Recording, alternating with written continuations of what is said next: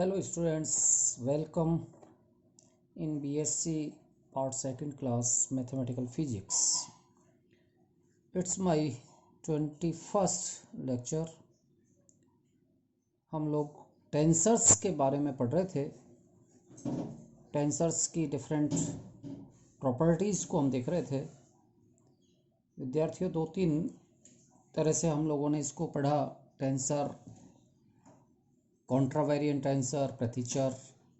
दूसरे covariant tensor, that is सहचर प्रदिश. कॉन्ट्रावेरिएंट टेंसर्स में मूर्धांक यानी कि सुपरस्क्रिप्ट्स होते हैं और सहचर प्रदिशों में पादांक के द्वारा इनको निरूपित किया जाता है. आज हम लोग लेते हैं प्रदिशों का संकुचन. संकुचन का अर्थ रैंक कम होने से है, उनकी कोटि कम होने से है. जैसे एक टेंसर है ए, इसमें ऊपर सुपरस्क्रिप्ट ये कॉन्ट्रावेरिएंट का रिप्रेजेंटेशन होता है. ए बी सी डी 4 मैंने इसमें इंडिसेस ऊपर लगाए हैं, तो ये 4 इंडिसेस इसको कॉन्ट्रावेरिएंट को दर्शाएंगे कि ये कॉन्ट्रावेरिएंट टेंसर है. इसी तरह से इसमें आई जे के ये नीचे में इंडिसेस लगा देता हूँ, तो ये इसके कोवेरिएंट यानी कि सहचर प्रदिश को निरूपित करेंगे. ए बी सी डी ये वाले कॉन्ट्रावेरिएंट इंडिसेस हैं जिनको हम नाम देते हैं सुपरस्क्रिप्ट यानी कि मूर्धांक. दूसरे ये नीचे के हैं, ये कोवेरिएंट टेंसर का निरूपण करते हैं. इनको हम नाम देते हैं पादांक. पहले मैंने ये आपको एक्सप्लेन किया है, पहले वाले लेक्चर्स में इसको सबको बताया है. तो 2 तरह के हमारे टेंसर होते हैं, जिनमें एक प्रकार के होते हैं कॉन्ट्रावेरिएंट टेंसर और दूसरे प्रकार के कोवेरिएंट टेंसर. और एक ही टेंसर में यदि कॉन्ट्रावेरिएंट और कोवेरिएंट दोनों ही हों, यानी कि मूर्धांक और पादांक दोनों ही हों, तो इस प्रकार का टेंसर मिश्रित प्रदिश कहलाता है, मिक्स्ड टेंसर कहलाता है. और संकुचन की प्रॉपर्टी या संकुचन की प्रक्रिया जो एडॉप्ट की जाती है वो केवल और केवल मिश्रित टेंसर में ही होती है. यहाँ स्टूडेंट्स ये देखें हम कि इसकी रैंक कितनी है. 4 तो कॉन्ट्रावेरिएंट प्लस 3 कोवेरिएंट, यानी कि इस टेंसर की टोटल रैंक 7 है. अर्थात इसका कोटि 7 कोटि का ये एक मिश्रित प्रदिश है. इस मिश्रित प्रदिश में एक पादांक एवं एक मूर्धांक यदि समान हो जाए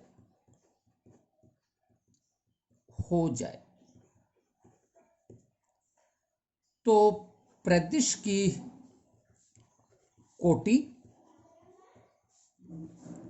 2 कम हो जाती है. ध्यान रहे, संकुचन केवल मिक्स्ड टेंसर्स में ही होता है और उसमें एक पादांक और एक मूर्धांक ये दोनों बराबर हो जाए तो सदिश की कोटि 2 कम हो जाती है. इस प्रक्रिया को हम सदिश का संकुचन कहते हैं. एग्जाम्पल के रूप में इसको अपन इस तरह से एक्सप्लेन कर सकते हैं कि ए B C D I J K it is our tensor, mix tensor. और इसमें हम संक्रिया एडॉप्ट करते हैं कि यदि एक मूर्धांक और एक पादांक यानी कि डी और के, इन दोनों को हम संक्रिया जिसमें यदि डी इज इक्वल टू के, ये अप्लाई करते हैं, एक मूर्धांक और एक पादांक, तो उस स्थिति में सदिश ए B C D I J और के की वैल्यू डी के बराबर, ये वैल्यू रह जाएगी ए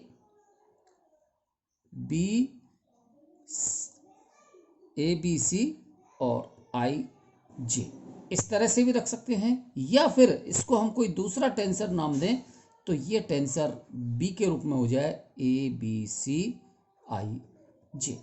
अब इस टेंसर की रैंक हम देखते हैं, 3 कॉन्ट्रावेरिएंट और 2 कोवेरिएंट, यानी कि रैंक इसकी हो जाएगी 5। अगेन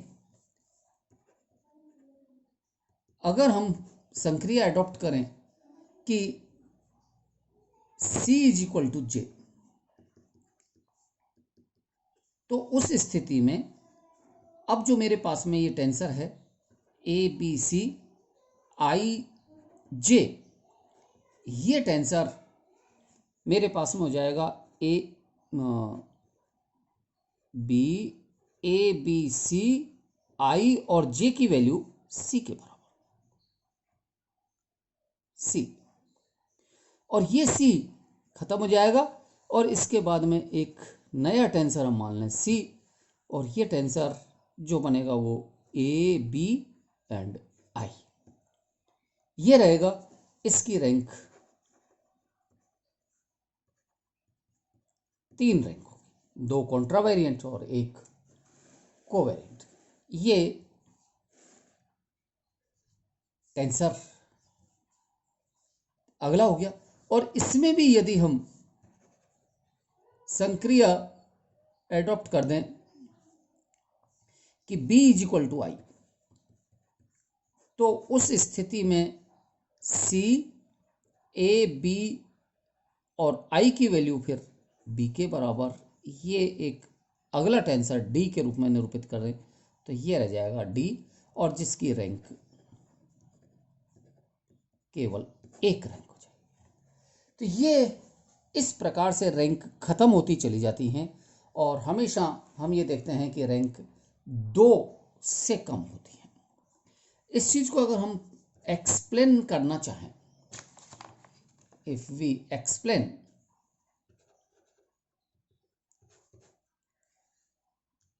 तो इसको हम रूपांतरण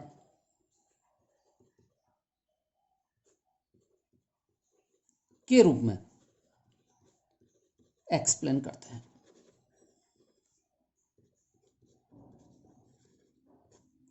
एस तंत्र, इसमें प्रदेश हमारा है ए B C D I J के, और यही ए प्रदेश एस डैश तंत्र में अगर हम देखना चाहें, एस डैश तंत्र में, तो इस प्रदेश का निरूपण प्रदेश ए ही है। इसके इंडिसेस के नाम हम बदल देते हैं, वार पी क्यू आर एस, और नीचे के वार अल्फा बीटा गामा, इस तरह से। तो इनके रूपांतरण समीकरण जो हम अब तक पढ़ चुके हैं, वो एक बार फिर से मैं आपको एक्सप्लेन कर रहा हूं, आप समझ लें कि A bar P Q R S alpha beta gamma, ये वैल्यू एस डैश तंत्र में प्रदेश की वैल्यू है, और इसका संबंध हमें एस तंत्र से लेना है। एस तंत्र जिसका मान है ए B C D I J के, तो इनके लिए matrix element delta x upon delta x कितने आएंगे, ये भी आपको पता है। जितनी इसकी रैंक होती है उतने मैट्रिक्स एलिमेंट आएंगे, यानी कि रैंक 7 है तो 7 आएंगे। 2 delta x upon delta x upon delta x delta x upon delta x, delta x upon delta x, delta x upon delta x. ये 7 हमने मैट्रिक्स एलिमेंट लिखे। अब इनकी इंडिसेज हमें लगाने हैं, तो ये ऊपर जो इंडिसेज लगेंगे वो कॉन्ट्रा वेरिएंट के लगेंगे, यानी कि पी क्यू आर एस। तो bar P, bar Q, bar R, bar S, इनके साथ इधर contravariant A B C. तो ये ए बी सी डी। और अब हमारे पास में अल्फा बीटा गामा, तो ये अल्फा बीटा गामा सहचर हैं, कोवेरिएंट हैं, इनके इंडिसेज नीचे, यानी कि वार अल्फा, वार बीटा, वार गामा। और आई जे के अब इसमें ऊपर आएंगे, आई जे के। ये equation number 1। So it is the transformation of my tensor A, जिसकी रैंक 7 है और इसके ये 7 मैट्रिक्स एलिमेंट्स हैं। इसमें संक्रिया हम एडॉप्ट करते हैं कि यदि पहली संक्रिया, और जो पहली संक्रिया मैंने इसमें काम में ली थी D इज इक्वल टू के, तो ये लास्ट का इंडिसेज हम लें D और K की संक्रिया यदि D इज इक्वल टू के है, तो ये वैल्यू मुझे इस D को तो D रखना पड़ेगा, यहां K के स्थान पर D रखना पड़ेगा।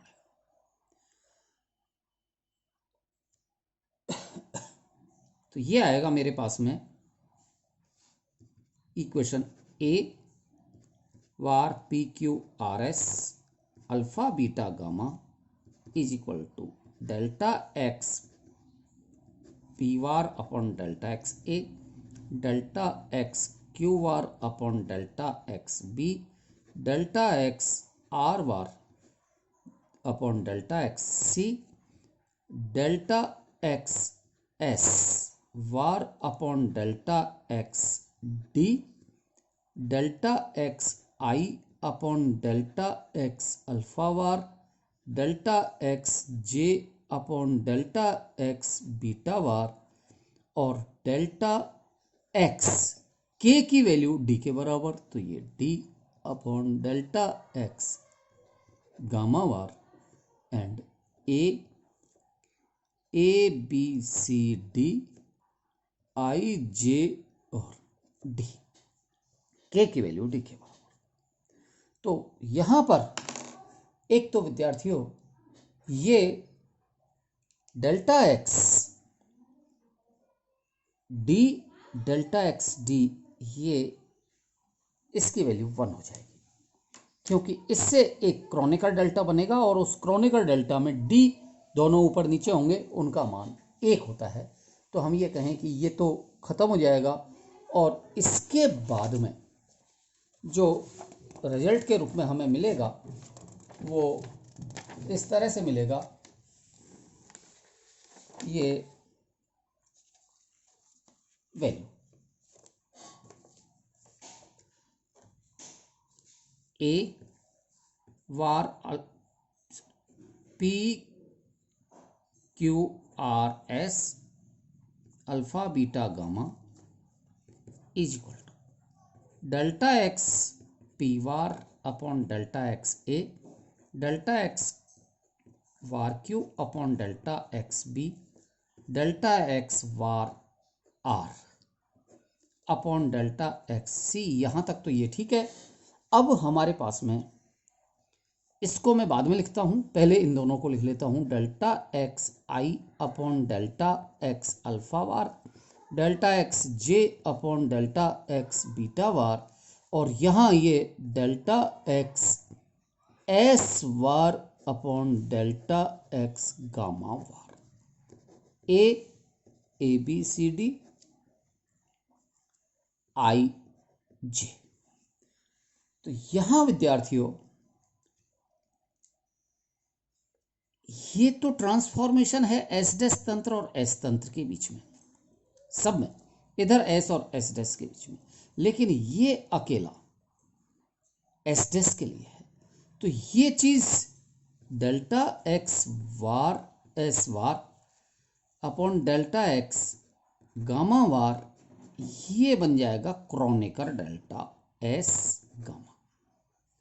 और क्रोनेकर डेल्टा एस गामा की वैल्यू 1 होगी only when s is equal to gamma, otherwise इसकी वैल्यू होगी 0 for s not equal to gamma.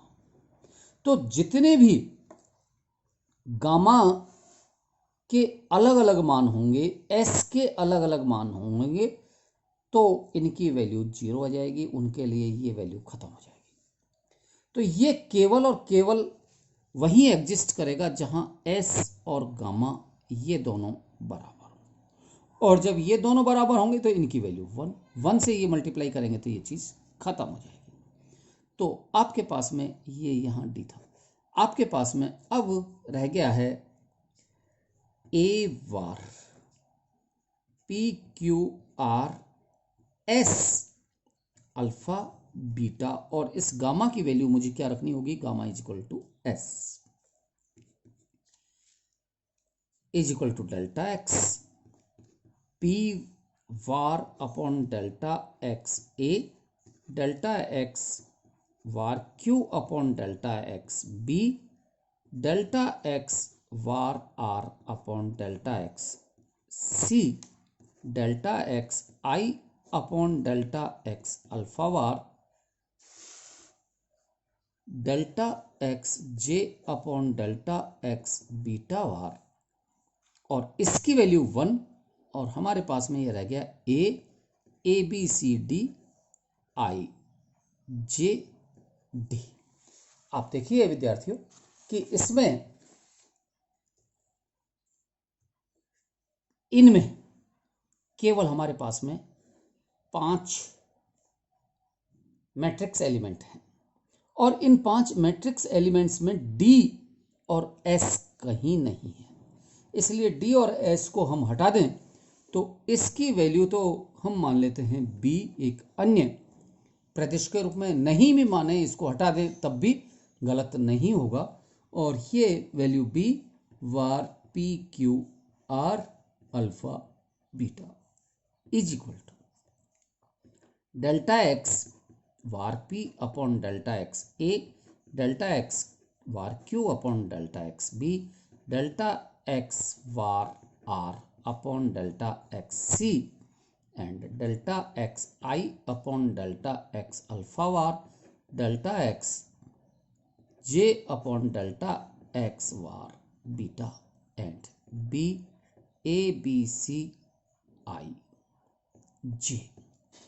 तो हमारे पास में हम ये देखते हैं कि एक जो मेरे पास में टेंसर था जिसकी रैंक 7 थी, अब ये टेंसर का रूपांतरण मुझे मिला है और इस टेंसर की रैंक 5 रह गई है। तो इस तरह से टेंसर का संकुचन हो गया। तो ये 5 रैंक में रह गया है, इसको मैं ए से भी निरूपित कर देता हूँ तब भी कोई गलत नहीं होगा।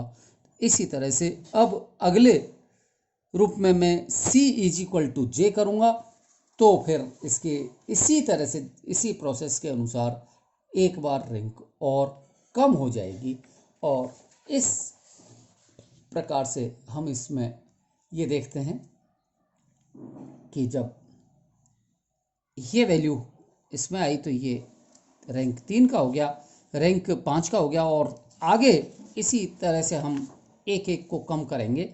यहाँ पर यदि मैं संक्रिया एडॉप्ट करता हूँ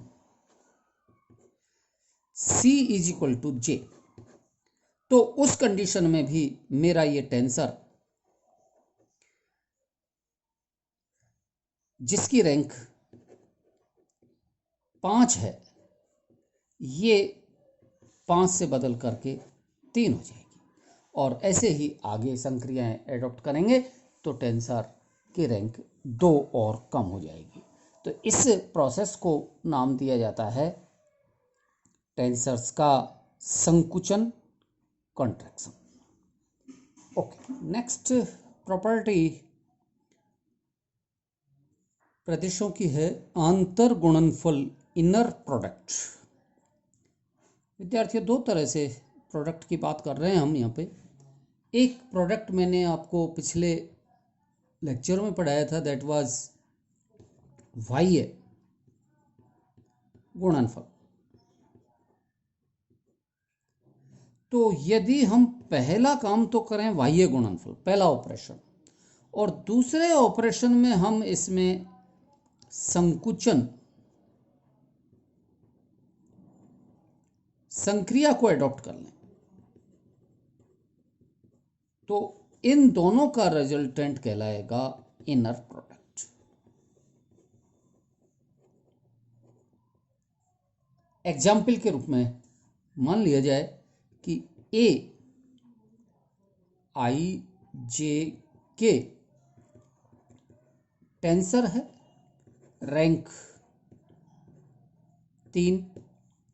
इसमें आई जे कॉन्ट्रावेरिएंट को निरूपित करता है, जे के बाद के कोवेरिएंट को निरूपित करता है। दूसरा tensor B, its value is M